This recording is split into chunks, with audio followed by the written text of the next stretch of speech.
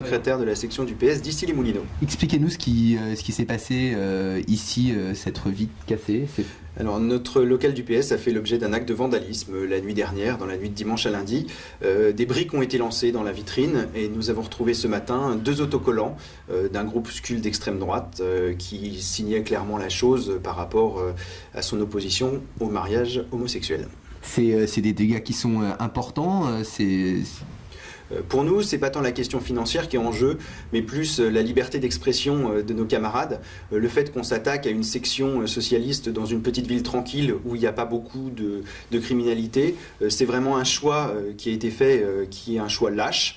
Plutôt que de faire ça dans une grande ville à Paris devant tout le monde. C'est 5 villes qui ont été choisies dans les Hauts-de-Seine et le Val-de-Marne, en périphérie de Paris. Donc c'est vraiment un souhait de marquer un signe, d'intimider, et nous ne céderons pas à ça. Nous sommes déterminés à aller jusqu'au bout. C'est un droit que François Hollande offrira à tous. Mais justement, est-ce qu'on est à quelques jours d'une mobilisation des partisans de ce projet de loi du mariage entre personnes du même sexe? Est-ce que ça vous renforce encore plus dans votre détermination à soutenir cette promesse de François Hollande, ou est-ce que finalement ça peut tendre le débat et peut-être que certains de vos militants, sympathisants socialistes ici ou ailleurs pourraient se mettre en retrait? Ça ne change rien à nos convictions. Pour moi, il y a 2 sujets ici ce soir. Il y a un premier sujet qui est que c'est au Parlement de délibérer, c'est une loi, c'est au Parlement que se fait la loi, c'est pas dans la rue. L'UMP nous l'a suffisamment rappelé dans les années qui viennent de s'écouler. Et le deuxième sujet, c'est la manière dont on fait de la politique et la manière dont on peut assurer le fonctionnement démocratique de la France. Et ce type de méthode, ce type d'agression n'est pas normal dans une démocratie. Comment est-ce qu'on peut savoir qui est à l'origine de cet acte finalement?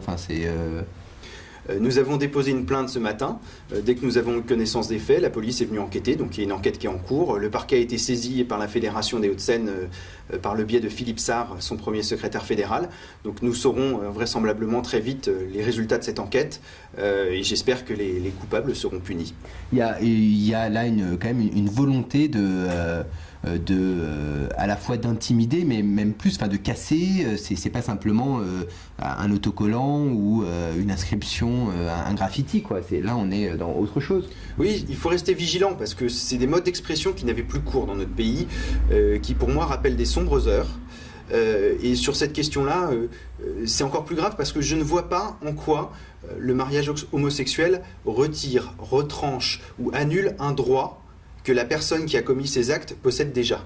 Elle n'est pas concernée. Donc pourquoi cette violence? C'est ça la question qui est posée ce soir. Et cette violence, elle n'est pas légitime au regard du débat qui est en jeu aujourd'hui. Concrètement, ça vous oblige en fait aussi un peu à tirer le rideau. C'était pas ça que souhaitaient vos agresseurs, parce que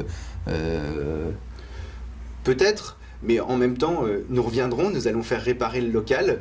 Et je pense que les agresseurs ne viennent pas de la ville. C'est une bande itinérante. Je vous dis, moi, les conditions de la démocratie aujourd'hui se font. Nous pouvons toujours nous exprimer dans la ville. Nous avons un local qui est ouvert sur la ville. Nous y recevons des habitants et nous allons continuer à le faire. Et ce n'est pas un groupuscule d'extrême droite qui a pignon sur rue qui va nous en empêcher. Parfait. Vous avez déjà vu dans le dehors à BFM? Vous êtes quelquefois devant l'Élysée ou ça m'arrive de temps en temps sur le terrain. Ça fait du bien. Oui, aussi. Mais oui, non, donc moi je suis souvent dehors à l'Assemblée aussi. Oui, il y a sans doute quelque chose.